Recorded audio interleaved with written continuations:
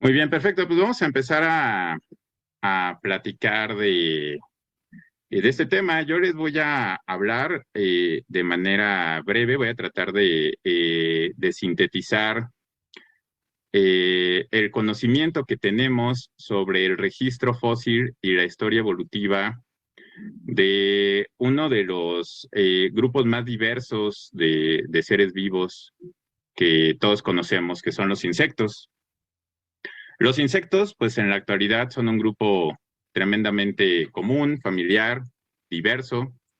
Aquí pues pongo un mosaico más o menos representativo, ¿no? De algunos de los insectos comunes que todos podemos llegar a encontrar, alimentándose muchas veces de las plantas, pero a veces también depredando a otros organismos, a otros insectos, otro tipo de organismos, alimentándose de materia en descomposición de diferente tipo, ¿no? Y bueno, pues inclusive, pues para el público en general, pues los insectos son un grupo de organismos pues sumamente familiar, ¿no? Podríamos decir que están prácticamente por todos lados y pues son importantes en muchos sentidos y tienen una interacción muy directa con el resto de los seres vivos, incluyendo a los humanos. De manera que, aún de forma muy intuitiva, pues queda claro que es un grupo muy común, muy diverso, y lo podemos encontrar prácticamente en cualquier ecosistema. Y de hecho lo podemos encontrar inclusive en sistemas perturbados como los agroecosistemas o inclusive en zonas urbanas. Es de los pocos grupos de organismos que siguen siendo bastante comunes y a veces abundantes en las ciudades, a pesar de todo el impacto que ha tenido la urbanización. Pues hay muchos insectos, sobre todo en las áreas verdes, ¿no? Cualquiera que tenga un jardín o inclusive que tenga plantas en maceta o que simplemente haya paseado por algún parque, seguramente ha encontrado insectos de diferentes tipos. Y bueno, esto a final de cuentas, es el reflejo de la diversidad actual del grupo, ¿no? Los insectos eh, representan al grupo más diverso de seres vivos. Hay diferentes formas de medir la diversidad. Diversidad es un concepto complejo que en realidad abarca pues varias cuestiones, pero bueno, la forma más simple y directa es a través del número de especies y tan solo en ese sentido, pues la mitad de las especies de seres vivos en general, o sea, eso incluye a todo, desde microorganismos, procariontes, protistas, plantas, hongos, otros animales, de todas las especies que conocemos hasta el momento, que es un número cercano a los 2 millones, alrededor de la mitad son insectos, es decir, se conoce poco más de 1 millón de especies de insectos, ¿no? Literalmente cada día se siguen descubriendo y describiendo nuevas especies. En el último recuento, digamos que más o menos sistemático que se hizo hace cerca de una década, ya se conocían poco más de 1 millón de especies de insectos, ¿no? Así que bueno, es un grupo tremendamente diverso si lo vemos en términos de la cantidad de especies, pero también si lo vemos en términos de su variabilidad morfológica, de su diversidad ecológica, ¿no? Los diferentes ecosistemas en los que los podemos encontrar, los diferentes hábitos alimentarios que tienen. Y parte de lo que vamos a platicar en este rato tiene que ver justamente con entender de dónde viene esta diversidad. Esta diversidad es el patrón que vemos en la actualidad, pero es el resultado de la historia evolutiva del grupo, que es una historia evolutiva que ha sido larga, que ha sido compleja y que explica por qué hay tantos insectos, ¿no? ¿Por qué encontramos esta gran diversidad? Y bueno, algo que también podemos ver aquí es que los insectos son un grupo que pertenece a un subfilum llamado hexápoda. Tiene que ver con el número de patas, aunque pues no todos los hexápodos son insectos, platicaremos de eso en unos minutos. Y de manera más general, forman parte de un gran grupo de organismos, de un filum conocido como los artrópodos, el filum Artrópoda. Los artrópodos son un grupo, en términos generales, pues también bastante diverso, ya tan solo con la inclusión de los insectos, pues eso ya los hace un grupo muy diverso, pero además tienen otros representantes como los crustáceos, aquí representados con una jaiba, ¿no? O como los arácnidos, como las infames garrapatas, u otro tipo de arácnidos más comunes, como el caso de las arañas. También tenemos ahí dentro de los artrópodos a los miriápodos, ciempiés, milpiés y sus parientes. Y es un grupo de animales que pues es también sumamente dispar en términos de su morfología, sus estilos de vida, inclusive de su tamaño, pero que comparten ciertas características. En términos generales, son animales que presentan un exoesqueleto semirrígido que funciona como una especie de armadura, les da cierto nivel de protección. El grado de rigidez pues puede variar, pero en términos generales, pues ese exoesqueleto les brinda protección. Vamos a ver que también ha sido importante en términos de aumentar sus probabilidades de fosilización.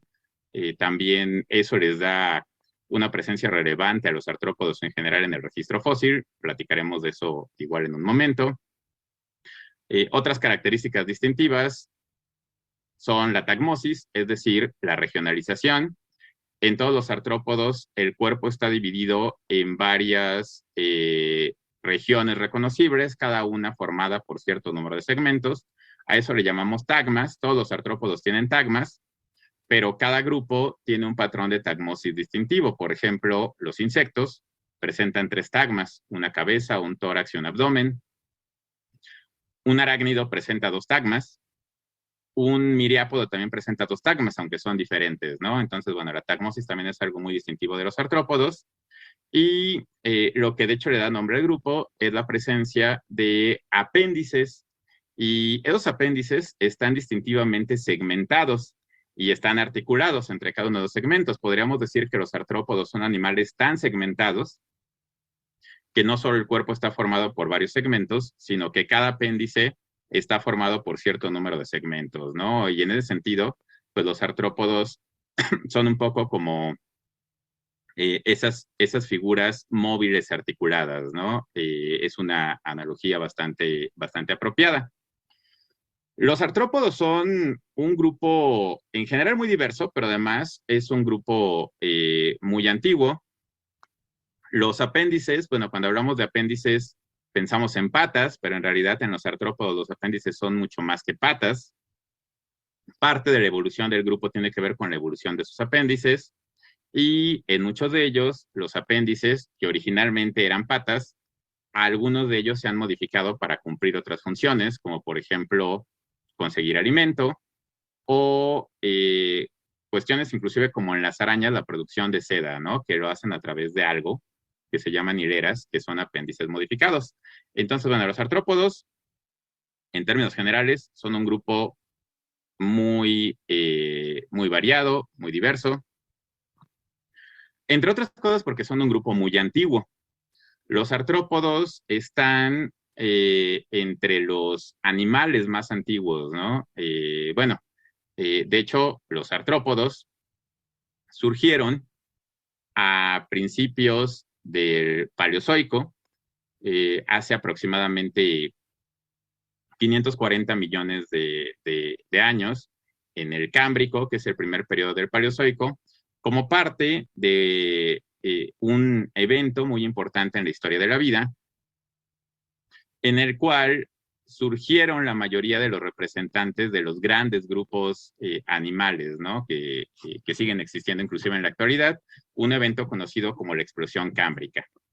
Y bueno, eso está bien documentado, bastante bien documentado en el registro fósil. Aquí están enlistados varios subgrupos de artrópodos, además de algunos parientes cercanos de los artrópodos, como tardígrados y onicóforos.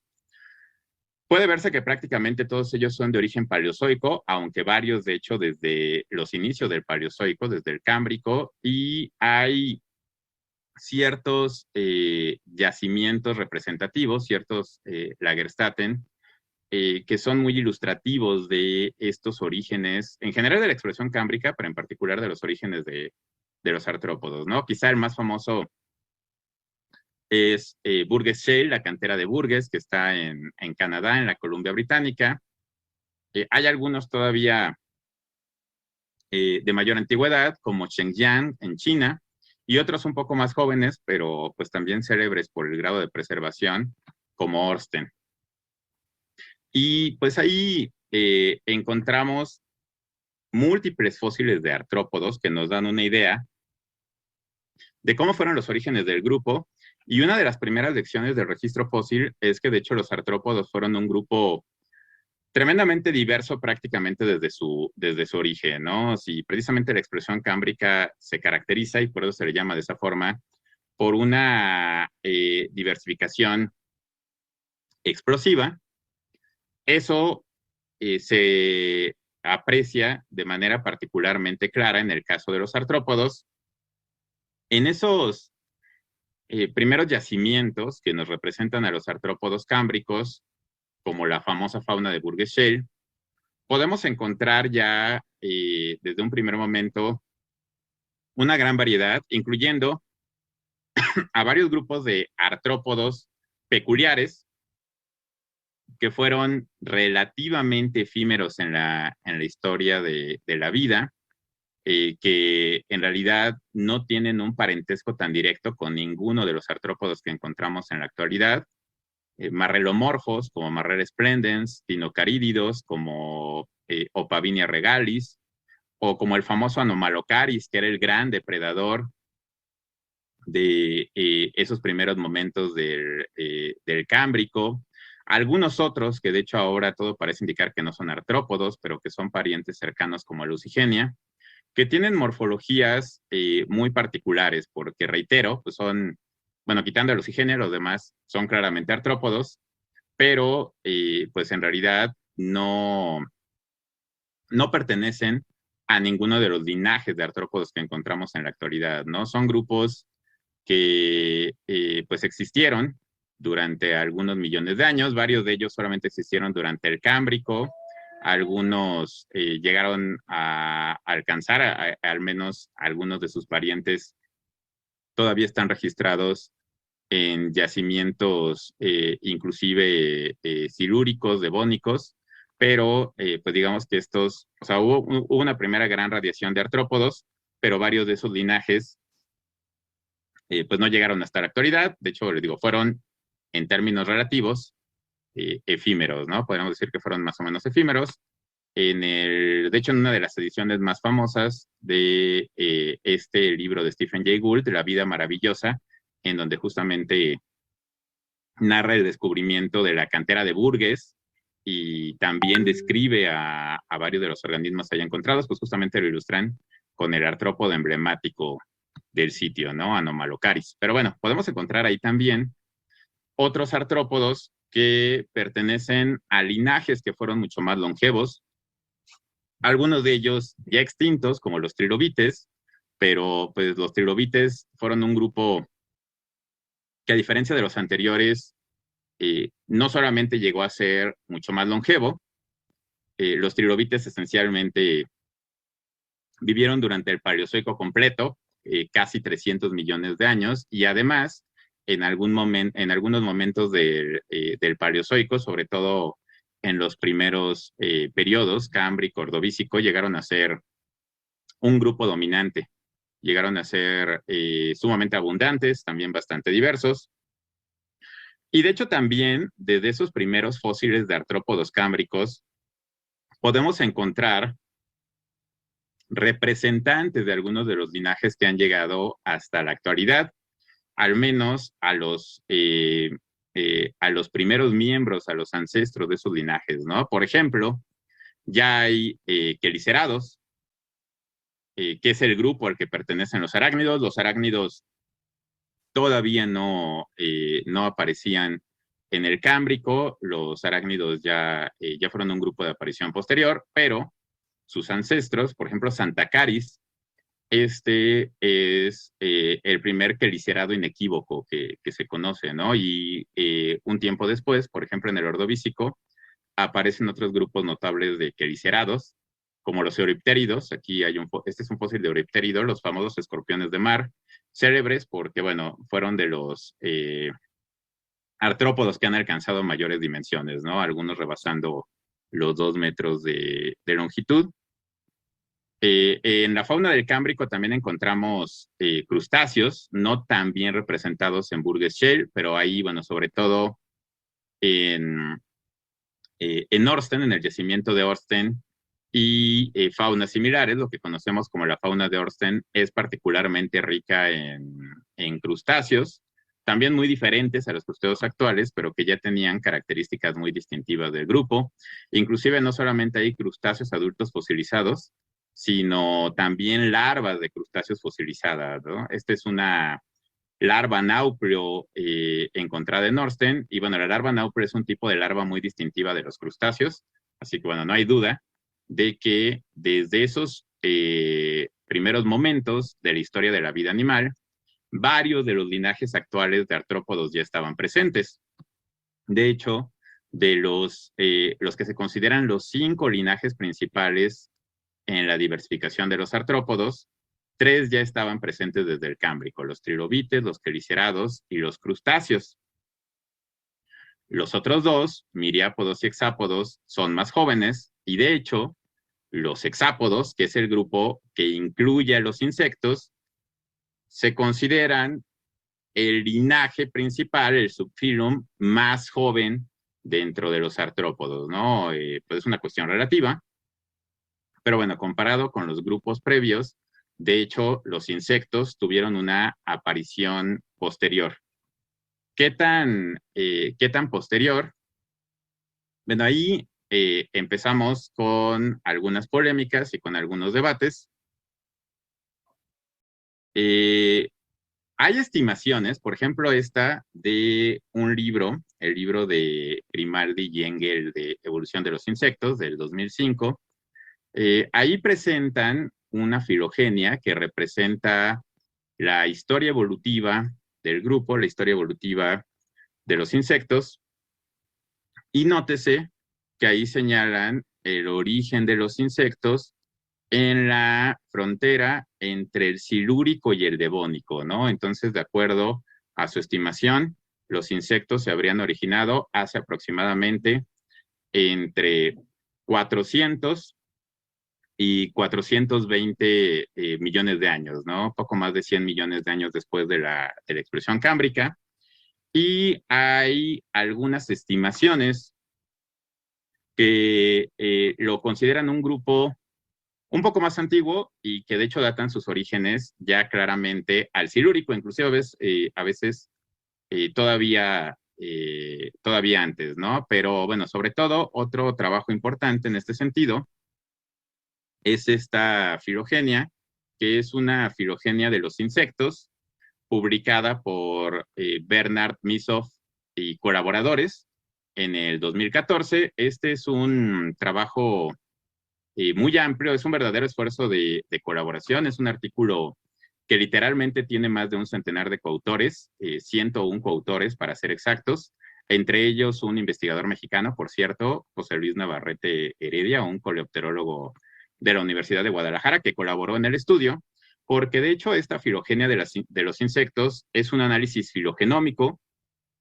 que se hizo como parte de un proyecto muy ambicioso llamado One Kite, que básicamente el proyecto tiene la intención de obtener los transcriptomas completos de 1000 especies diferentes de insectos, representantes de toda la diversidad, para poder darnos más luces sobre la evolución del grupo, ¿no? En el artículo del 2014 no incorporaron a las 1000 especies de insectos, pero sí es una filogenia basada en transcriptomas de 140 especies diferentes de insectos, representantes de todos los órdenes.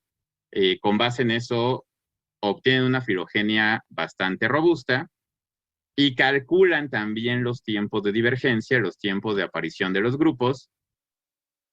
Y de hecho, la rama de los insectos aparecería aquí y de acuerdo a eso, el origen del grupo de los insectos sería claramente silúrico. De hecho, hacen una estimación formal de tiempos de divergencia utilizando relojes moleculares calibrados con fósiles. Y para el caso de los insectos, bueno, hay un amplio margen de incertidumbre, como se puede ver y como es inevitable, pero la edad que calculan como más probable, la edad de aparición, es de 440 millones de años, ¿no?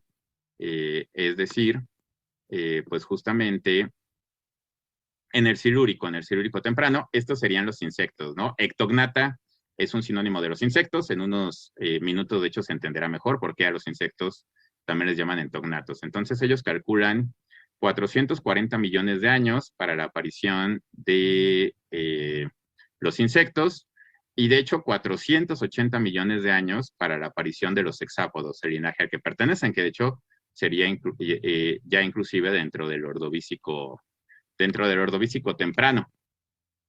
Estas son estimaciones y entonces, de acuerdo con diferentes estimaciones, los insectos se habrían originado probablemente en el Silúrico, aunque, ¿qué nos dice realmente el registro fósil? El registro fósil de los insectos, aunque es mucho menos famoso que el registro fósil de los vertebrados, y ciertamente es menos abundante, sigue siendo bastante diverso, bastante importante. Es de los grupos de invertebrados que tienen un registro fósil más amplio. Como se indica ahí, se han descrito insectos fósiles de aproximadamente 2.500 yacimientos distintos distribuidos por todo el mundo, aunque la mayor diversidad de esos insectos fósiles se concentran en cierto grupo de localidades, en un conjunto de alrededor de 90 localidades, que serían, digamos, Lagerstätten para los insectos, a veces no solamente para los insectos, y que están representadas en esa gráfica de un trabajo de revisión reciente, ¿no? Del 2021. Entonces, bueno, vean, ahí hay varias localidades muy famosas como Mason Creek, que está en Estados Unidos, en Illinois, Elmo, en Kansas, que son paleozoicas. Ya del Mesozoico también hay una representación importante. Por ejemplo, bueno, sobre todo del Cretácico, más adelante hablaremos de por qué. Por ejemplo, en Crato, ¿no? En Brasil. Y bueno, vean que de hecho, desde el Cretácico y pues todo el Cenozoico, también muchos de los yacimientos fosilíferos importantes para los insectos son de ámbar. También platicaremos un poquito, ¿no? De esa parte del ámbar al final. Hay yacimientos desde el Cretácico, algunos muy importantes como en Líbano, el ámbar del Báltico, de Rusia y los países adyacentes, también en la República Dominicana y también en México, ¿no? En Chiapas también hay yacimientos de ámbar importantes y también bastante ricos en fósiles de insectos, ¿no? Esa parte la platicaremos un poco al final, pero bueno, de aquí lo que quiero resaltar es que, aunque el registro fósil de los insectos es bastante amplio, y bueno, aquí solamente están representadas las localidades principales, pero nótese que de hecho, estos registros, los sitios que vienen aquí documentados, son sitios que datan del Carbonífero en adelante. Y bueno, aquí viene indicado como pensilvánico. El pensilvánico es el Carbonífero tardío, ¿no? La última etapa del Carbonífero. Entonces hay varios sitios importantes del Carbonífero, del Pérmico, pero en realidad no hay, pues, de acuerdo a las estimaciones que indican que el origen de los insectos debió haber ocurrido en el Silúrico, no hay fósiles silúricos de insectos. Y de hecho hay algunos fósiles devónicos, pero son pocos, y varios de ellos, pues de hecho son algo problemáticos y hay varios debates al respecto, ¿no? O sea, en realidad, aunque los tiempos estimados de origen indicarían que, bueno, surgieron en el Silúrico hace aproximadamente pues, entre 420 y 440 millones de años. El registro fósil conocido más antiguo es del Devónico. De hecho, el hexápodo, no exactamente insecto, pero el hexápodo más antiguo conocido es el que está aquí señalado. Esto es una tabla que es parte del material complementario de la filogenia de misoficolaboradores, de la que les hablé unos minutos. Ellos, para calibrar su reloj molecular, tomaron como referencia una serie de fósiles y uno de los que consideraron, de hecho, uno de los más antiguos que consideraron, es un taxón fósil llamado Rhyniela precursor, que no es un insecto, pero claramente es un hexápodo, es un pariente muy cercano de los insectos, pertenece a un grupo que se llama Colémbola, y que fue encontrado en un sitio muy interesante, en una localidad muy interesante que se llama Rhynie, que está en Escocia. Esta localidad, Rhynie Chert, le llaman, porque bueno, Chert es el tipo de roca que está en esa cantera. Chert es un tipo de roca que es particularmente rica en microcristales de sílice, de manera que los fósiles que están en ese sitio básicamente son réplicas silicificadas. Y eso les da un grado de preservación bastante bueno y es una localidad bastante famosa, pero es bastante famosa sobre todo por las plantas que están ahí fosilizadas, ¿no? Es un sitio muy importante para los botánicos. Ahí hay algunos de las primeras evidencias de plantas terrestres. Los fósiles de esa localidad son muy importantes para entender la evolución de las plantas vasculares porque son abundantes y además pues tienen una preservación a nivel de tejidos, ¿no? En algunos de los fósiles se pueden visualizar claramente estomas, traqueidas, esporangios. Pero además de las plantas, hay muchos otros fósiles de grupos como hongos, también hay fósiles de animales, y hay varios fósiles de artrópodos. De hecho, es también particularmente rica e interesante en fósiles de arácnidos, de miriápodos, pero además ahí también encontraron al fósil más antiguo conocido de hexápodo. Fue descrito, la localidad fue descubierta a principios del siglo XX. Primero se enfocaron en los fósiles de plantas, perdón, y bueno, hacia la década de los 20 ya empezaron a trabajar más con los artrópodos, y en 1926 dos paleontólogos describieron a Rhyniela precursor, primero a partir de cabezas, de fragmentos de cabezas que encontraron. Aquí están representados. Este es un ejemplar, uno de los ejemplares fósiles encontrados allí en Rhynie, y lo describieron como un colémbolo. Los colémbolos no son insectos, pero son primos muy cercanos de los insectos. Es un grupo que pues sigue presente en la actualidad. De hecho, es bastante común, aunque son muy chiquitos, ¿no? Son comunes sobre todo en el suelo. Si tienen jardín, tienen macetas y alguna vez han visto a unos puntitos caminantes sobre el suelo que de repente parecen brincar, probablemente sean colémbolos. Aunque en primer momento solamente descubrieron las cabezas, tenían características muy claras de colémbolos, como las antenas, que son antenas cortitas con 4 segmentos, las mandíbulas, que son muy características, no solamente por la forma, sino porque están invaginadas.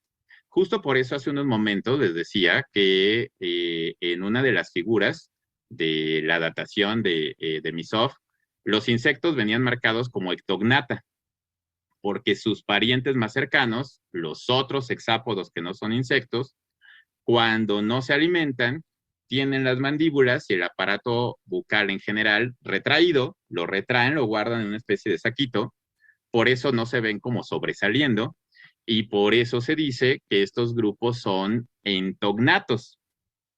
Y entonces el contraste, ¿no? Los insectos son ectognatos porque tienen las mandíbulas y el aparato bucal expuestos hacia afuera todo el tiempo, y estos primos cercanos son entognatos, ¿no? Estos fósiles son claramente entognatos, no había mucha duda de que fuera un colémbolo desde el momento en que se describió, aunque inclusive después de la descripción se encontraron algunos ejemplares adicionales más completos, incluyendo algunos ya con el tórax o el abdomen o fragmentos de tórax y abdomen, que terminaron de corroborar que se trataba de colémbolos, porque se encontraron algunos apéndices muy particulares de los colémbolos, como uno que se llama colóforo, u otro que se llama fúrcula, que de hecho los colémbolos lo utilizan para saltar como si fuera un resorte, ¿no? A este grupo, su nombre común en inglés es springtails, cola de resorte, porque extienden eso, ¿no? Como si fuera un resorte. Entonces, bueno, se encontraron varios ejemplares de Riniera precursor que no dejan mucho lugar a dudas de que era un colémbolo. Y bueno, se los mencioné, bueno, más bien no se los mencioné, se veía en la diapositiva.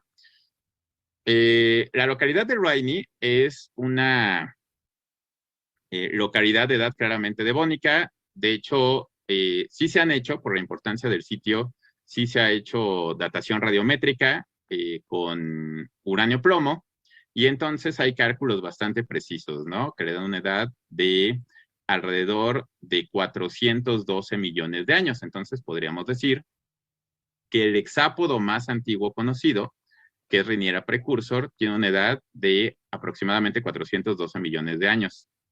Es un hexápodo, pero no es un insecto, ¿no? Era un primo cercano, o sea, ya estaba ahí el linaje presente, pero bueno, Riniera precursor definitivamente no era un insecto, aunque en ese mismo sitio, en la localidad de Rainy, se encontraron otras mandíbulas que en un primer momento se pensó por el tamaño, más o menos por la localización, el tamaño, que pues también pertenecían a Riniera precursor, pero cuando se analizaron más detalladamente se vieron que eran bastante diferentes y por lo tanto se describieron como otro taxón fósil. Estas mandíbulas fueron descritas como otro taxón, se consideró que pertenecían a otro organismo que fue nombrado Rhiniognatha hirsti. Fue descrito por Tilliard un par de años después, en 1928, y de hecho, muchos autores consideran que Rhiniognatha hirsti es la evidencia fósil más antigua de la presencia de insectos, porque aunque solo son un par de mandíbulas, presentan características que muchos autores han interpretado como muy distintivas de los insectos. De hecho, desde su descripción ya se reconocían sus afinidades con los insectos.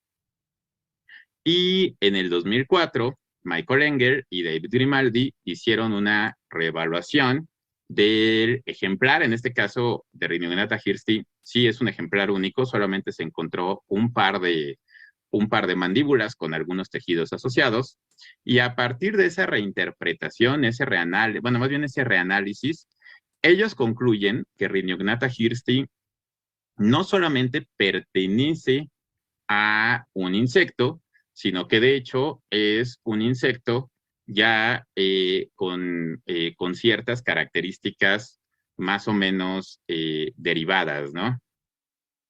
¿Con base en qué ellos dicen? O sea, ¿cómo podemos saber solo con un par de mandíbulas que es de un insecto? Bueno, en primer lugar, porque ellos concluyen que son mandíbulas dicondílicas. ¿Qué significa eso?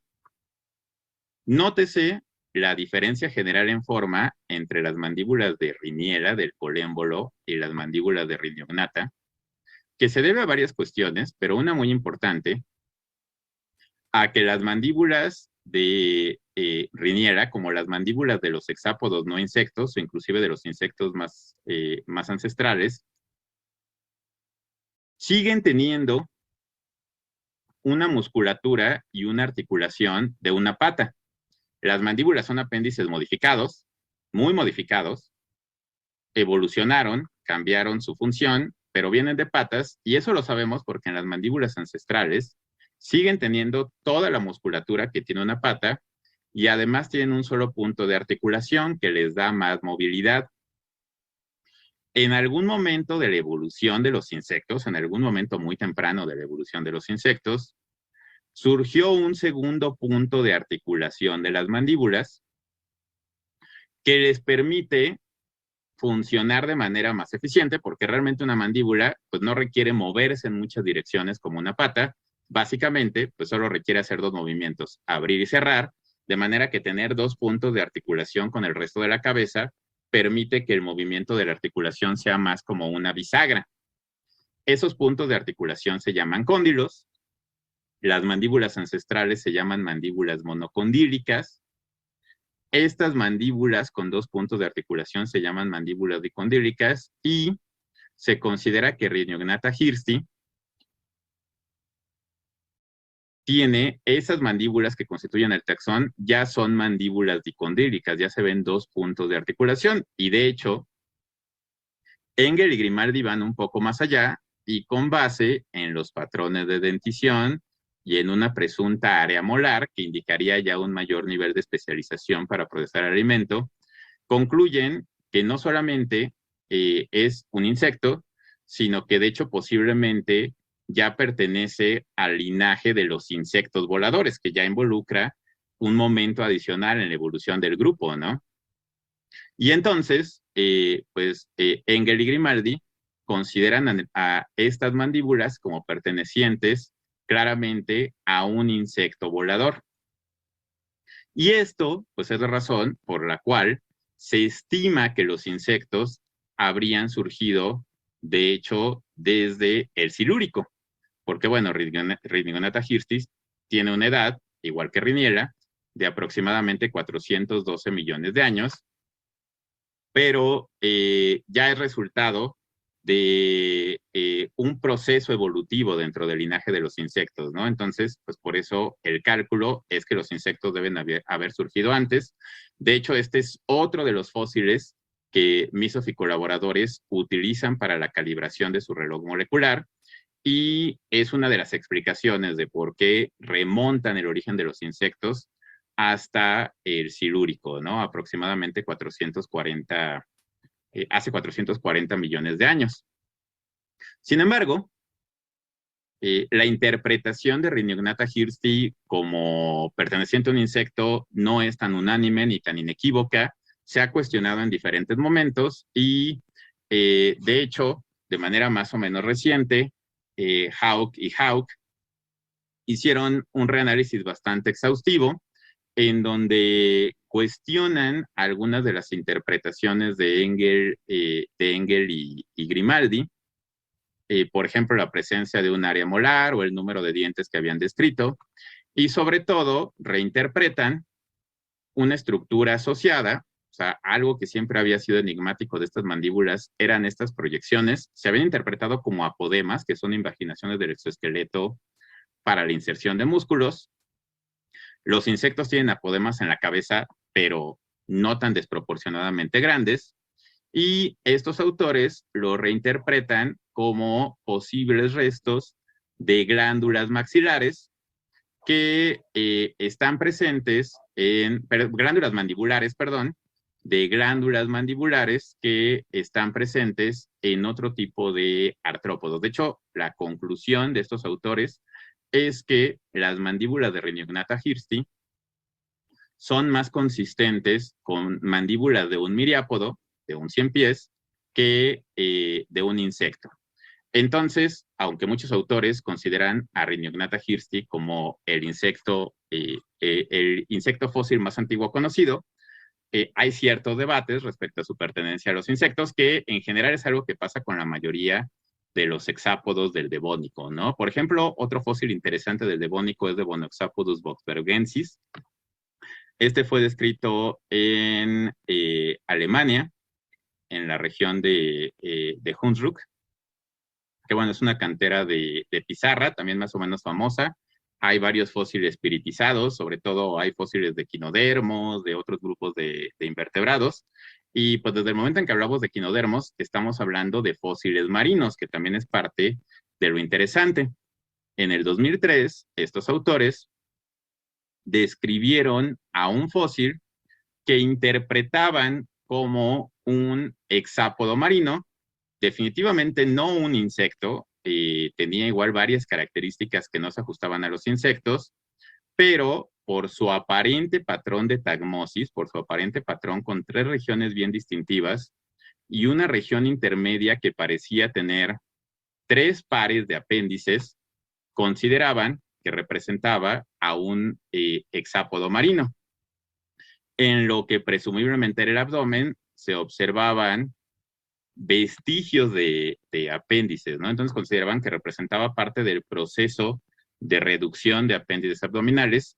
Y bueno, era una interpretación verosímil porque inclusive dentro de los insectos actuales, los grupos más ancestrales llegan a presentar vestigios de apéndices en el abdomen, además de una forma parecida, unas proyecciones terminales llamadas cercos parecidos. Entonces, bueno, la reinterpretación era verosímil y tenía implicaciones importantes en términos del origen del grupo, porque bueno, siempre ha sido un debate de si los insectos fueron un grupo que ya surgió como tal en el ambiente terrestre o tuvieron un origen marino y tuvieron un proceso de terrestrialización independiente al de los otros grupos de artrópodos que invadieron el ambiente terrestre. Este fósil tendería a apoyar esa segunda idea, ¿no? De que los hexápodos y posiblemente los insectos tuvieron un origen marino. La cuestión es que la interpretación de este fósil como hexápodo también fue cuestionada, de hecho aquí sí más marcadamente refutada posteriormente. Algunos años después, Cool y Rust, que hicieron un reanálisis de todos los fósiles de artrópodos en esa localidad, descubrieron que en realidad el fósil que había sido descrito como Devonexapodus bothbergensis era un ejemplar que pertenecía a otra especie que había sido descrita un par de años antes, de la cual había varios ejemplares más. Simplemente era un ejemplar en posición lateral que había quedado preservado de manera incompleta y cuando se analizó en el contexto completo, no solamente se sinonimizó, sino que además se refutó su identidad como hexápodo, porque teniendo los ejemplares completos, se observa que de hecho estos aquí quedaron preservados de forma incompleta, pero sí son apéndices completos. Entonces realmente no hay esa división entre regiones, solamente encontramos 2 regiones y además los apéndices son birramios, ¿no? Que sería una característica mucho más de crustáceo que de insecto, aunque posiblemente ni siquiera sea un crustáceo porque aún en ejemplares completos, bueno, mucho más completos no encontraron mandíbulas. En todo caso, quedó descartado que Devonexapodus bothbergensis fuera un hexápodo devónico. Y otro fósil devónico asignado, en este caso no solamente a los hexápodos, sino también a los insectos, es Strudiera devónica, descrito de manera también más o menos reciente, hace alrededor de una década, por Garrusté y colaboradores de una localidad en Bélgica, un sitio llamado Strud. Y este es un ejemplar mucho más completo, en donde se aprecia de manera más clara la regionalización en estos 3 tagmas, además donde también se observan vestigios de mandíbulas, se observan antenas, además con ciertas características particularmente importantes para su adscripción como insecto. Por ejemplo, la cuestión, porque bueno, artrópodos con antenas hay varios, pero esta característica de que los 2 segmentos basales de las antenas son más anchas que el resto, es una característica muy de insecto. Los insectos tienen antenas, los insectos actuales tienen antenas muy variables, pero en realidad formadas por solo 3 segmentos que se llaman escapo, pedicelo y flagelo. El flagelo usualmente está muy subdividido para mayor movilidad, aunque es un solo segmento porque tiene un solo juego de músculos.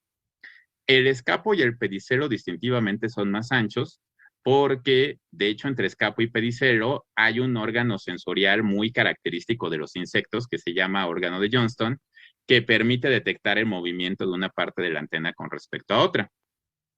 Este fósil de Estrudiera devónica presentaba esa característica, entonces, bueno, se considera, además de la tagmosis, de tener presumiblemente 3 pares de apéndices, igual de mandíbulas aparentemente dicondílicas, no muy bien preservadas, pero bueno, lo que se alcanza a preservar indica que probablemente sean mandíbulas dicondílicas, lo vuelve el ejemplar fósil de insecto devónico, digamos, más aceptado, aunque pues ha habido algunos cuestionamientos, ¿no? A su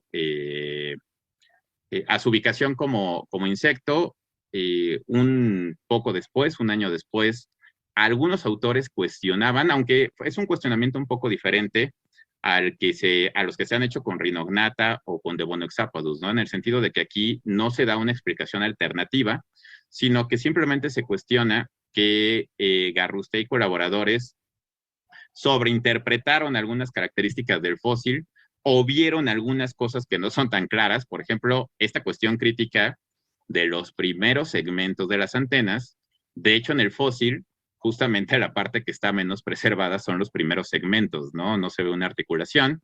Así que, bueno, ha sido cuestionado, pero Estrudiera devónica, en términos generales, se considera como probablemente el fósil de insecto propiamente dicho más antiguo, uno de los pocos fósiles, de hecho estrictamente el único fósil devónico de insecto como tal, que además es importante porque pertenece a un periodo particularmente escaso en fósiles no solamente de hexápodos, sino de artrópodos general y de diferentes grupos de animales. A pesar de que los artrópodos son un grupo muy antiguo, un grupo muy diverso, los insectos, bueno, también son un grupo enormemente diverso, el grupo más diverso en la actualidad, uno podría pensar que tienen un registro fósil muy amplio, lo cual es cierto, pero que ese registro fósil es continuo y en realidad hubo un hueco muy importante en ese registro fósil en un periodo de entre 385 y 325 millones de años antes del presente, o sea, un periodo amplio de 60 millones de años que abarca la segunda mitad del Devónico y buena parte del Carbonífero temprano. Prácticamente no hay fósiles ni de hexápodos ni de artrópodos en general, e inclusive, de manera curiosa, coincide con otro hueco en el registro fósil llamado la brecha de Romer, descrito para tetrápodos terrestres. Esto es una cuestión bastante peculiar que ha recibido diferentes interpretaciones por parte de los paleontólogos. Hay quienes dicen que es simplemente un sesgo de muestreo, no se han encontrado los sitios representativos de esos fósiles. Hay quienes dicen que es un sesgo tafonómico, un sesgo de fosilización.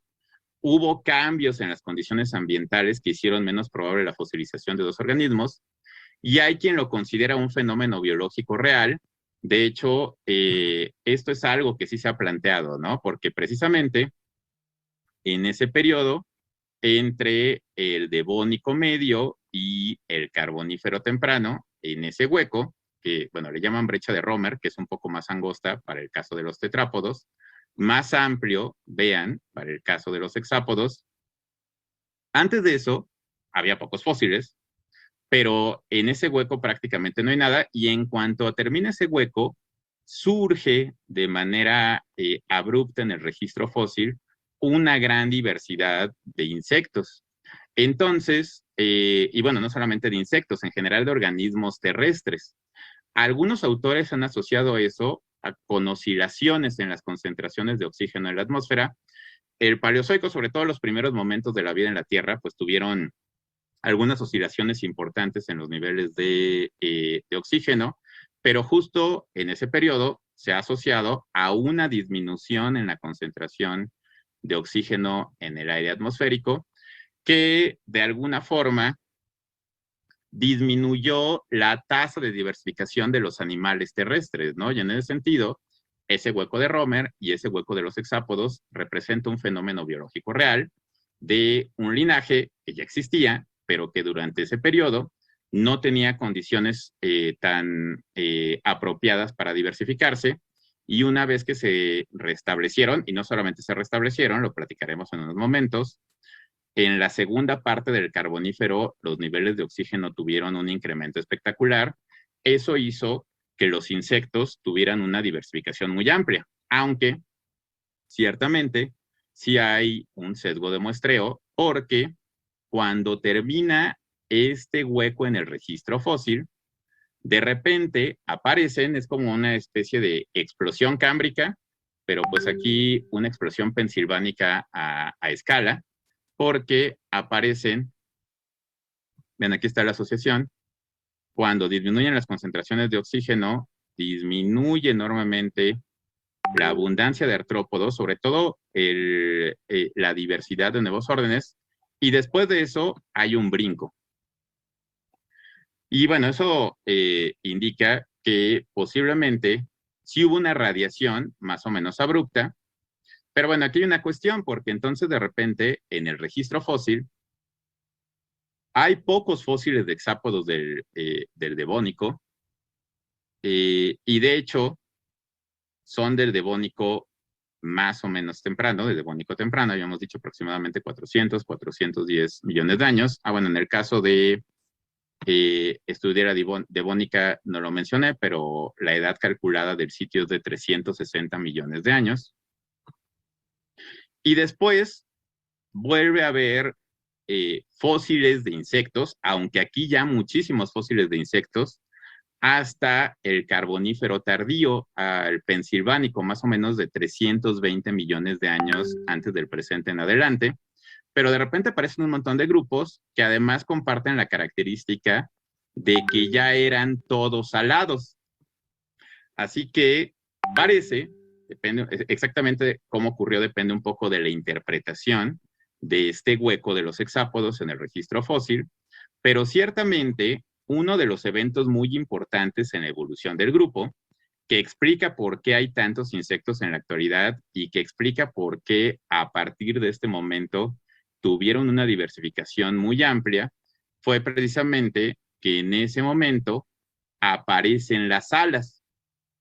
La aparición de las alas es uno de los eventos clave en la evolución de los insectos, por razones más o menos obvias, ¿no? Volar aumenta muchísimo las posibilidades en términos de dispersión, en términos de escapar de depredadores, en términos de obtener alimento. Y entonces, algo que contribuyó a la diversidad del grupo fue la aparición de las alas. Realmente son pocos los grupos de animales que han desarrollado la capacidad de volar. De hecho, en la historia de la Tierra, solo 4 grupos han desarrollado la capacidad de volar. Los insectos fueron los primeros, prácticamente 100 millones de años antes que el siguiente grupo, que fueron los pterosaurios. Y bueno, ya después de eso, las aves, los murciélagos, pero pues los insectos fueron los primeros organismos que desarrollaron alas. El origen de las alas es, por lo tanto, uno de los eventos más importantes en la evolución de los insectos, pero también es uno de los eventos pues, más enigmáticos y debatidos. ¿Cómo y por qué surgieron las alas? Las alas, en principio, a diferencia de los otros grupos voladores, no son directamente apéndices. De entrada son proyecciones de la pared del cuerpo, son como proyecciones laterales de la pared del cuerpo. Las alas básicamente son 2 capas delgaditas, bueno, delgadas de cutícula, una empalmada con la otra, que se proyectan lateralmente. Por eso las alas de los insectos generalmente son delgaditas, aunque al mismo tiempo resistentes, porque están hechos de exoesqueleto.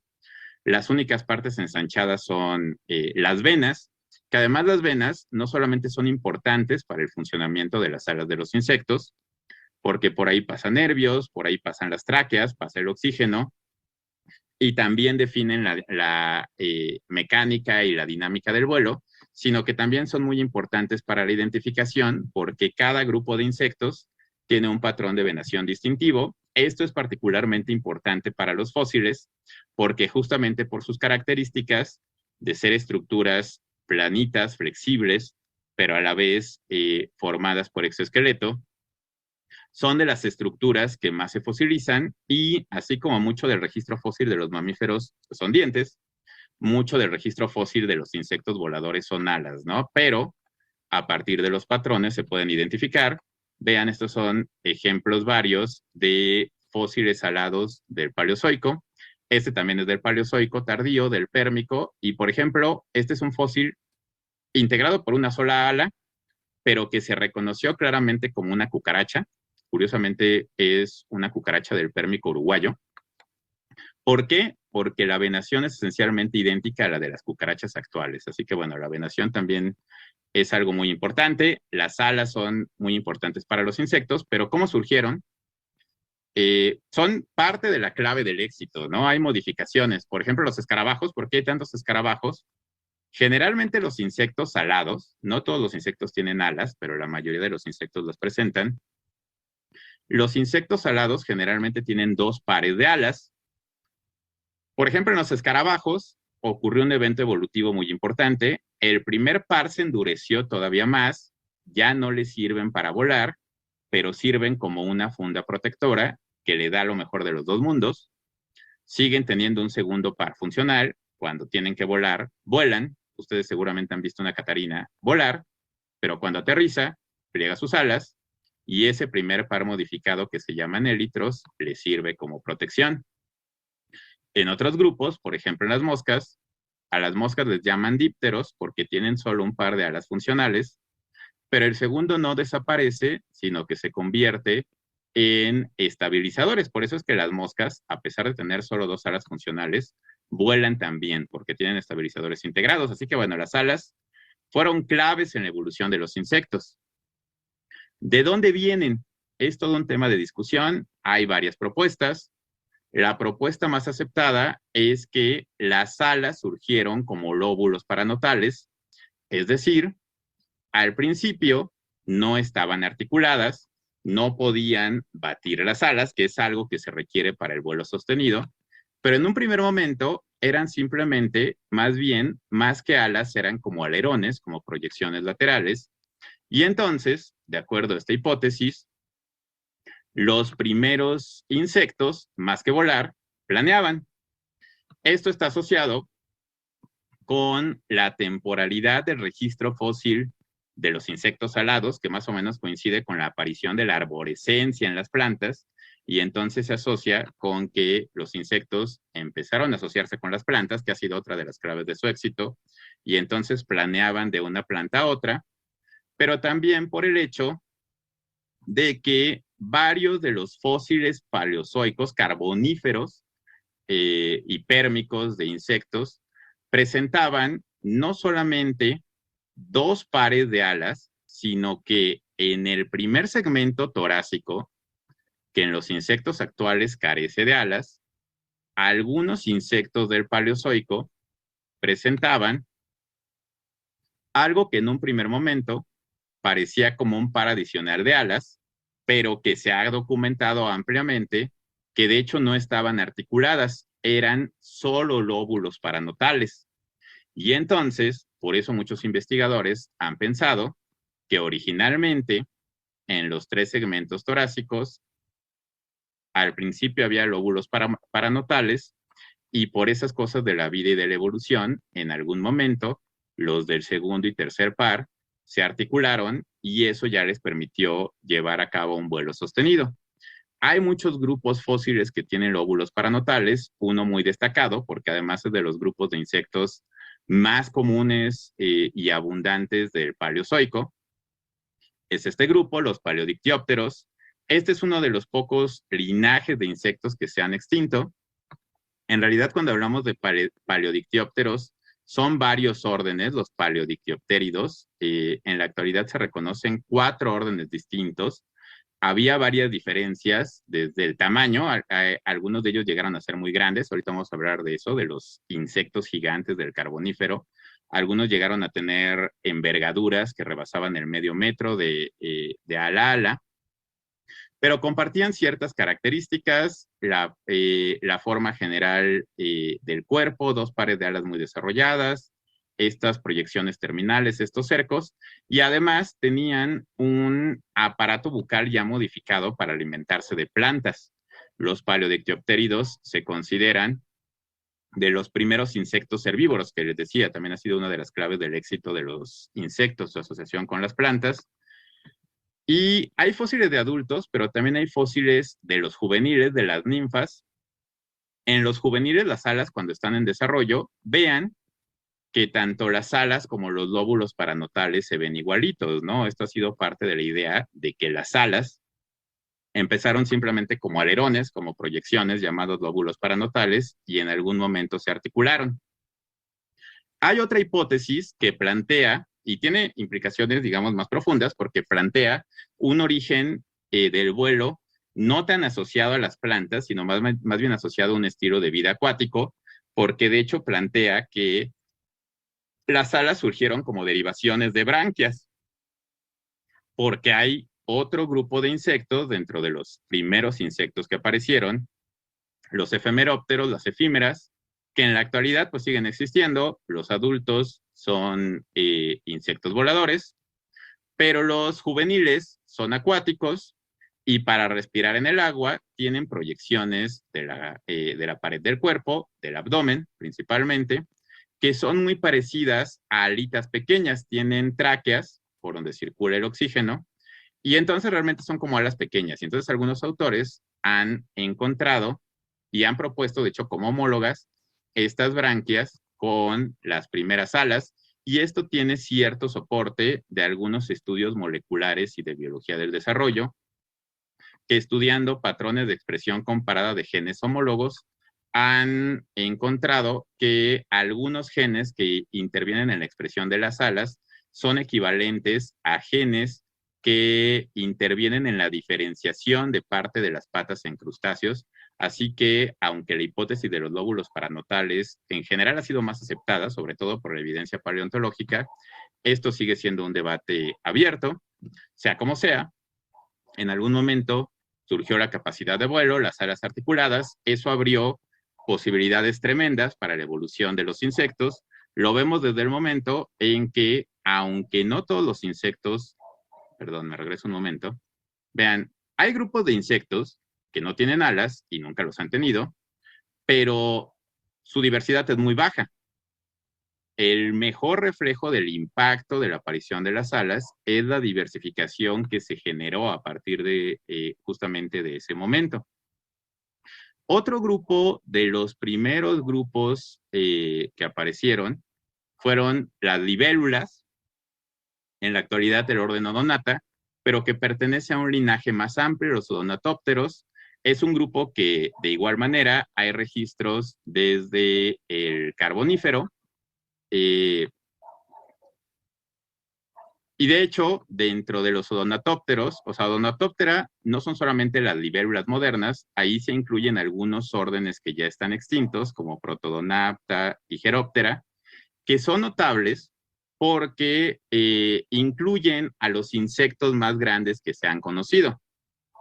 Casi todo el mundo ha escuchado de esos insectos gigantes del Carbonífero, inclusive representados en películas, en caricaturas. Aquí pongo un fragmento del cartel que amablemente diseñaron para anunciar el evento, no solamente porque pues, quedó muy bonito, sino porque justamente ilustra un paisaje típicamente carbonífero, en donde de manera icónica siempre aparece una libélula gigante. Esas libélulas gigantes, en sentido estricto, no eran odonatos, no tenían las características de las alas que distinguen a los odonatos actuales, pero bueno, eran odonatópteros, eran parte del orden fósil protodonata. Los gerópteros también fueron muy grandes.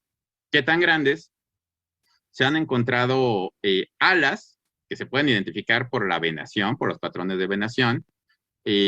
Por ejemplo, esta no es tan grande, esta es un ala de 16 centímetros, pero para una especie, para Meganeuropsis permiana, que ya es del pérmico, como su nombre lo dice, se han encontrado alas sueltas, pero haciendo la reconstrucción, la envergadura de la libélula de extremo a extremo sería de unos 70 centímetros, ¿no? Entonces, pensar en una libélula con una envergadura de ala a ala de 70 centímetros, puedes hablar de insectos realmente muy grandes, ¿no? Justamente en la parte final del Carbonífero, el pérmico, es cuando surgen los insectos gigantes. Los más conocidos son las libélulas, pero los paleodictiópteros también fueron muy grandes, ¿no? No todos los insectos eran gigantes, pero es cuando se presenta el mayor caso de gigantismo en insectos en el Paleozoico tardío, y no solamente en los insectos, en otros artrópodos, por ejemplo los artropléuridos, que también fueron un grupo de milpies que alcanzó grandes proporciones, arriba de los 2 metros de longitud en esa época, y eso se ha asociado con un aumento después de una disminución en las concentraciones de oxígeno que se ha asociado con esa brecha de los hexápodos. Después de esa brecha, en la segunda mitad del Carbonífero y en el Pérmico, justamente por la diversificación de las plantas en el ambiente terrestre, entre otras cosas, se alcanzan las mayores concentraciones de oxígeno que han ocurrido en la historia de la Tierra. Este es el nivel actual, lo que nosotros respiramos, decimos respiramos oxígeno, pero en realidad respiramos aire, que es una mezcla de gases, y el porcentaje actual de oxígeno es de alrededor del 21%. En el Carbonífero tardío, Pérmico temprano, la atmósfera alcanzó concentraciones de oxígeno del 35%, y eso lo hacía más disponible para los artrópodos. La principal limitante en términos del tamaño tiene que ver con el sistema respiratorio. Los insectos respiran mediante tráqueas, mediante un sistema interno de tuberías, que es bastante eficiente comparado con otros artrópodos, pero que tiene esa limitante. Funciona muy bien, pero solo en tamaños pequeños. En ese entonces, la concentración de oxígeno era tan amplia que permitió que esos organismos pudieran cubrir sus capacidades de requerimiento de oxígeno e inclusive desarrollar el vuelo, que es energéticamente muy demandante y por lo tanto muy demandante en términos de oxígeno. Y entonces parte tanto de la diversificación de los insectos alados como de la aparición de insectos gigantes se ha asociado justamente a la presencia de una atmósfera hiperóxica en el Carbonífero tardío y Pérmico temprano. Y entonces, pues vean que sobre todo a raíz de la aparición del vuelo, hacia finales del Devónico, digo, la evidencia fósil ocurre en el Carbonífero, pero bueno, la expectativa es que apareció probablemente los primeros insectos alados finales del Devónico. Eso genera una gran diversificación del grupo, pero después viene otro evento que tuvo un impacto fuerte para los insectos, como lo tuvo para toda la vida, que fue la extinción masiva del Permotriásico. Han existido diferentes extinciones masivas, algunas más famosas, sobre todo la del Cretácico terciario, que fue la que provocó la desaparición de los dinosaurios, pero digamos, la más contundente en términos del impacto sobre la vida fue la extinción del Permotriásico, que provocó la desaparición de cerca del 90% de los seres vivos que existían hasta ese momento. Fue un evento de mortandad masiva por una serie de eventos desafortunados que se concatenaron. O sea, se juntó el impacto de otro asteroide con una actividad volcánica inusual que provocó otra vez una disminución del oxígeno, un incremento del dióxido de carbono, acidificación de los océanos, anoxia en los océanos, un aumento en la producción de metano. Eso pues provocó la extinción de linajes completos y pues se ve reflejado en esta línea. Aparentemente, si lo vemos solamente desde esa perspectiva, la extinción del Permotriásico tuvo un efecto relativamente menor en la evolución de los insectos porque simplemente se cortan algunas líneas. Estos son órdenes que desaparecieron con la extinción del Permotriásico. Déjenme ver si puedo marcar una línea. La extinción del Permotriásico estaría aquí. Entonces vean que varios órdenes desaparecieron, sobre todo órdenes de los grupos que platicamos ahorita. Los protodonatos, varios odonatópteros, los paleodictiopteridos completos desaparecieron con la extinción del Permotriásico, pero el resto de los insectos, pues no solamente prevalecieron, sino que posteriormente se diversificaron más, porque venturosamente para los insectos, antes de la extinción permotriásica, ocurrió otro evento clave en su evolución, que fue la aparición del plegamiento alar. ¿Qué significa eso del plegamiento alar? Hay muchos insectos voladores. Por ejemplo, ya hablamos de los odonatos y de los odonatópteros, las libélulas. Pueden volar y lo hacen muy bien, pero aún estando en reposo, sus alas quedan completamente extendidas. Algunos libélulas, como las caballitos del diablo, pueden plegar una contra la otra, pero quedan esencialmente extendidas. La mayoría de los insectos actuales pueden volar, pero cuando no están volando, tienen las alas completamente plegadas al cuerpo. A eso es a lo que se le llama la condición neóptera. Justamente neóptero quiere decir alas nuevas, en contraposición a los paleópteros, alas antiguas. Por eso es que mucha gente no sabe que las cucarachas adultas vuelan, lo aprenden de la manera difícil cuando las quieren perseguir o aplastar y salen volando, porque cuando no están volando, tienen las alas plegadas al cuerpo, pero cuando necesitan volar, simplemente las extienden y vuelan. Esta capacidad de plegar las alas al cuerpo parece una trivialidad, pero no lo es, porque involucró una transformación en la anatomía de los insectos, sobre todo en la articulación de las alas con el resto del cuerpo, que en los insectos paleópteros como las libélulas es una articulación muy simple, es simplemente como una bisagra que permite el movimiento general del ala, pero que en los insectos neópteros se vuelve todo un engranaje que da mucho más capacidad de movimiento, no solamente para los movimientos del vuelo, sino también para cuando es necesario plegar esas alas al cuerpo. Y parecería también trivial en las consecuencias, pero tuvo consecuencias enormes porque la capacidad de poder plegar las alas al cuerpo permite aprovechar lo mejor de los dos mundos. Cuando requieres volar las extiendes, pero cuando no, las puedes plegar y a diferencia de una libélula que nunca la van a encontrar metida bajo una roca o entre el suelo o viviendo adentro de una planta, los insectos neópteros tienen sus alas más protegidas y pueden hacer eso. Y por eso es que, de hecho, las principales víctimas de la extinción permotriásica entre los insectos fueron los paleópteros. Varios órdenes desaparecieron, principalmente órdenes de paleópteros. De hecho, vean que varios grupos de paleópteros, como los paleodictiópteros, desaparecieron por completo. Para los insectos neópteros, la extinción del Permotriásico sí representó un golpe, pero no fue el golpe devastador que representó para muchos otros grupos de seres vivos, sino que más bien fue como un revulsivo que provocó una disminución inmediata, pero que a largo plazo terminó generando un incremento en la diversidad. Por eso en el caso de los insectos, la extinción permotriásica tuvo efectos, pero más que de extinción, de recambio. Los paleodictiópteros desaparecieron, pero eso generó la expansión de los odonatos. Y vean que eso ocurrió para los linajes principales de los grupos. Así que, de hecho, la extinción permotriásica tuvo un efecto de recambio, pero que generó una diversidad aún mayor. En los yacimientos pérmicos se encuentra una diversidad relativamente limitada.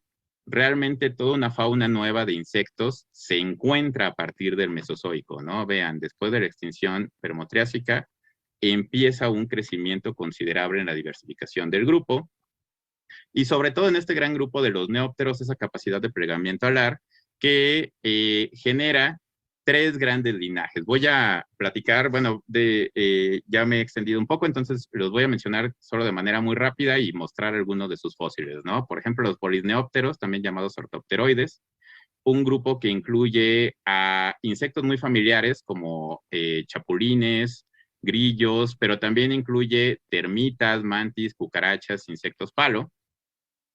En general, pues se consideran los neópteros más ancestrales. Se definen porque pues, todos ellos tienen aparatos vocales masticadores, aunque en realidad lo que los definen formalmente son las características de sus alas.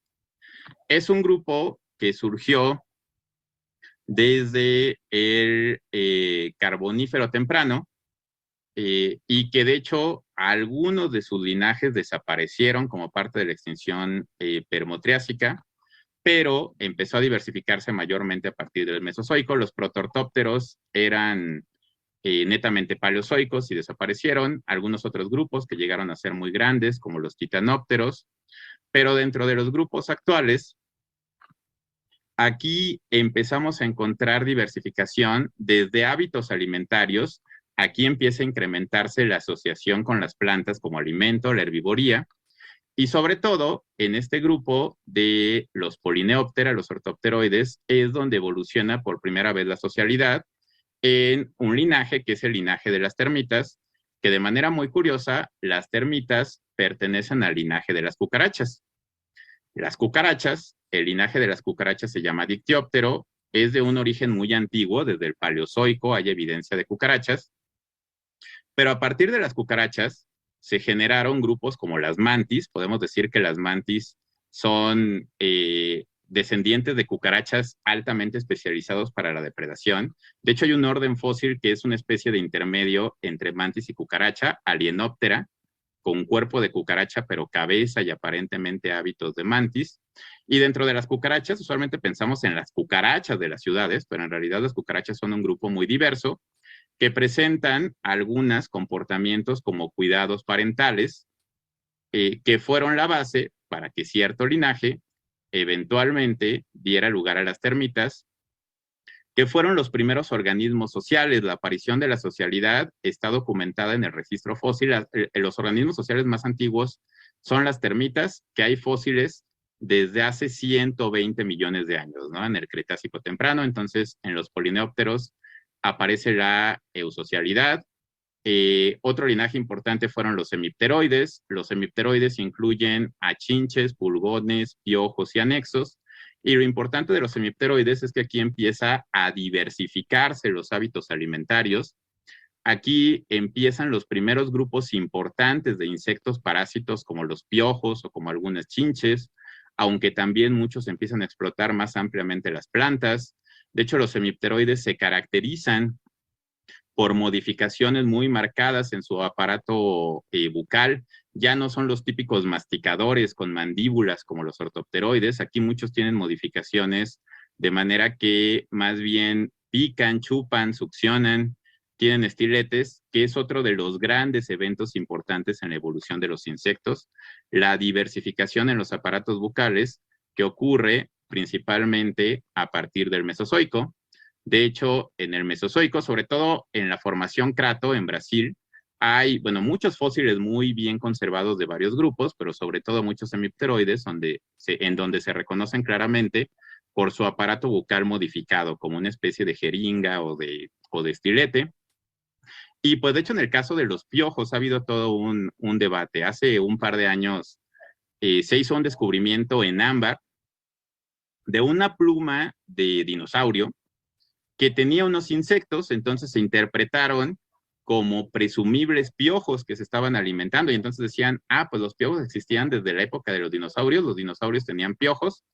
Recientemente se ha reinterpretado, sí eran hemipteroides, pero parece que no son piojos, eran herbívoros y era medio casual que estuvieran en la pluma, pero sigue siendo objeto de debate de si los dinosaurios tenían piojos. Probablemente sí, porque las aves, que son descendientes de los dinosaurios, pues tienen piojos y de manera bastante común. Entonces, bueno, linajes como los hemipteroides explotaron la diversidad de hábitos alimentarios, pero bueno, ya casi para cerrar esta historia, dentro de los insectos neópteros, el linaje que terminó siendo más exitoso fue el de los holometábolos, porque fue el linaje en donde ocurrió otro evento muy importante.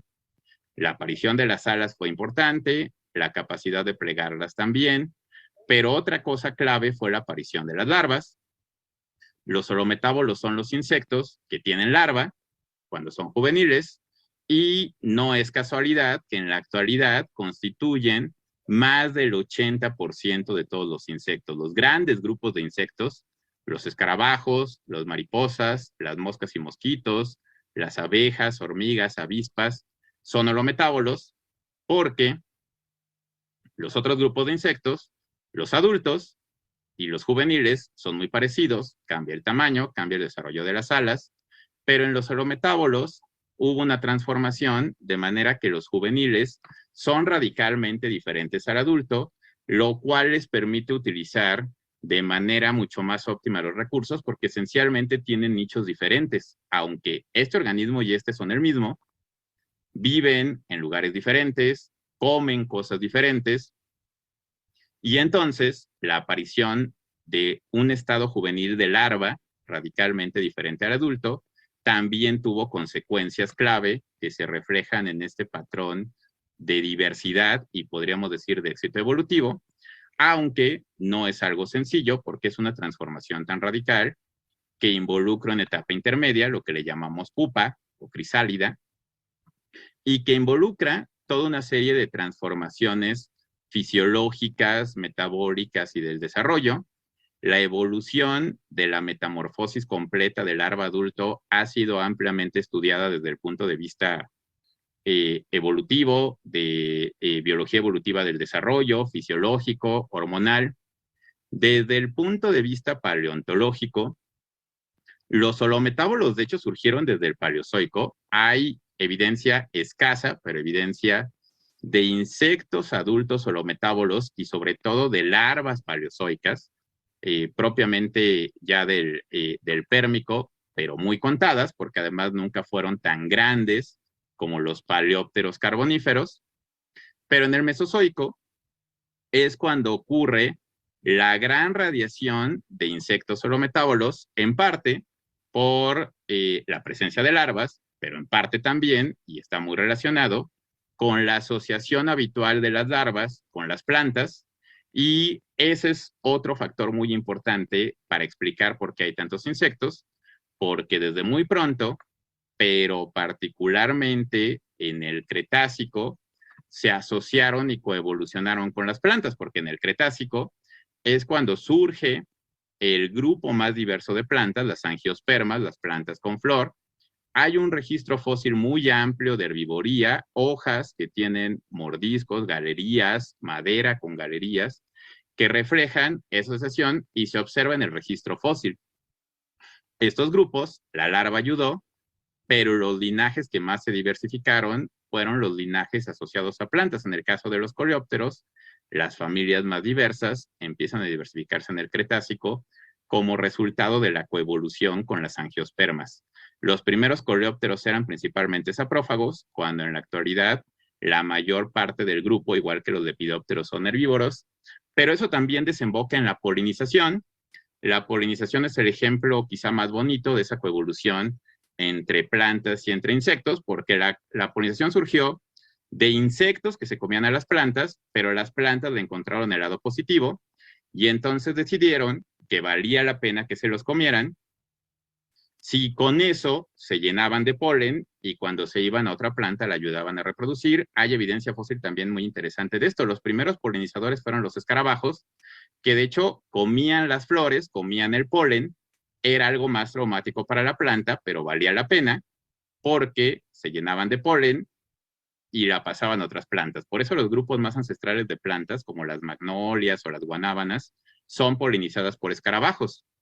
Pero eso también generó que en el Cretácico, en grupos como las mariposas, como las abejas e inclusive muchas moscas, ocurriera una diversificación del aparato bucal, porque las plantas con flor generan una recompensa más conveniente para atraer polinizadores sin que les cause tanto daño, que es el néctar, pero el néctar es líquido y eso genera una explosión de grupos de insectos con alimentación líquida. Y bueno, así como los insectos se alimentaban de plantas, muchos vertebrados mesozoicos se alimentaban de insectos.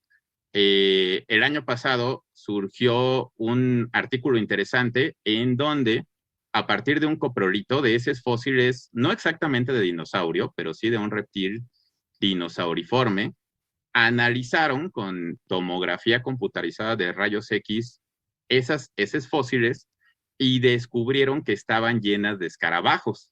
Así que los insectos se volvieron un grupo tan importante en el Paleozoico, particularmente a partir del Cretácico, que de hecho se volvieron fundamentales dentro de las redes tróficas y eran parte importante de la alimentación, inclusive de vertebrados como los dinosaurios.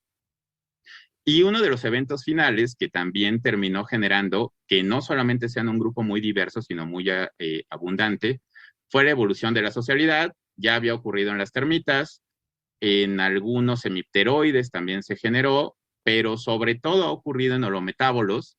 Algunos escarabajos son sociales, pero sobre todo en los himenópteros, abejas y hormigas, hace alrededor de 100, 120 millones de años, justo en el Cretácico, ocurre ese surgimiento de la eusocialidad. Está ampliamente documentado en ámbar, en donde se desarrollan a partir de organismos que tenían cuidados parentales, pero que lo llevan más allá a una diferenciación en castas, en donde algunos organismos se dedican a reproducirse, en cambio otros tienen una división de trabajo, hacen otras cosas, hay un comportamiento altruista en donde se ayudan mutuamente y sobre todo hay un fenómeno en el que las hembras mucho más comunes son diploides y los machos son haploides, y eso apareció varias veces distintas en la historia de los holometábolos, principalmente en los himenópteros.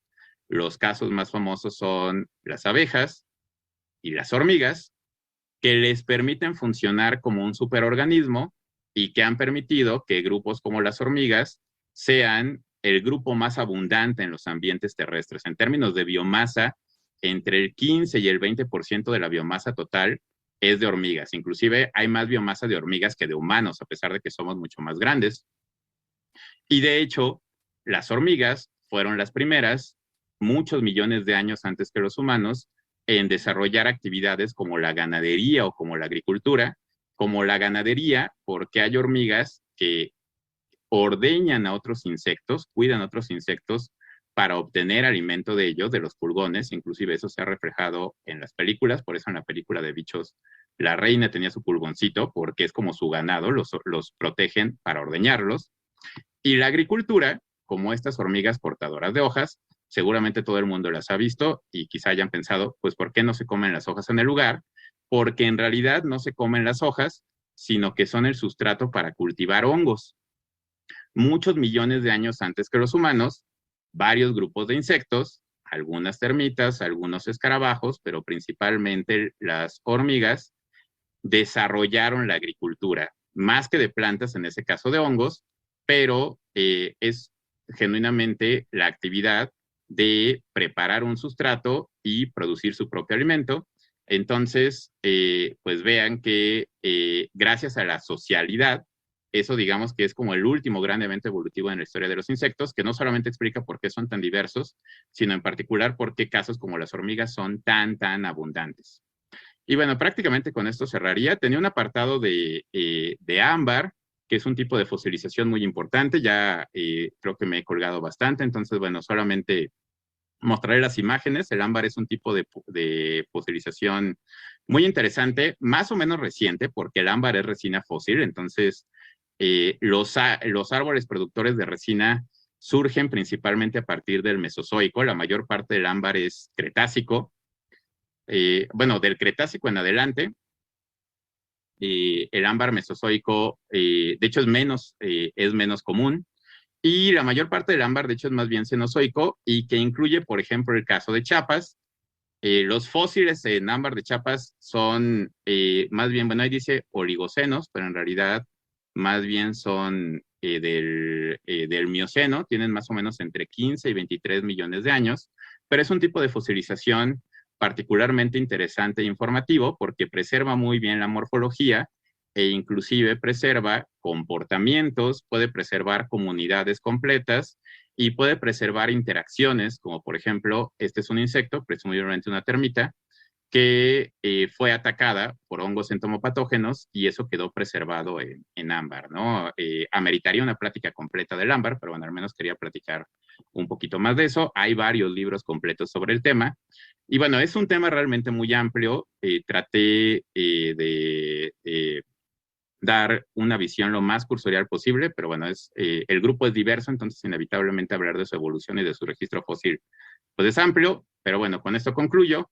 Cierro con estas palabras, que son las palabras finales del origen de las especies de Darwin, que creo que aplican particularmente bien para el caso de los insectos de su historia, como a partir de un principio tan sencillo como la evolución, han evolucionado desde hace poco más de 400 millones de años y siguen evolucionando muchas de las más bellas y más maravillosas formas, en este caso de insectos.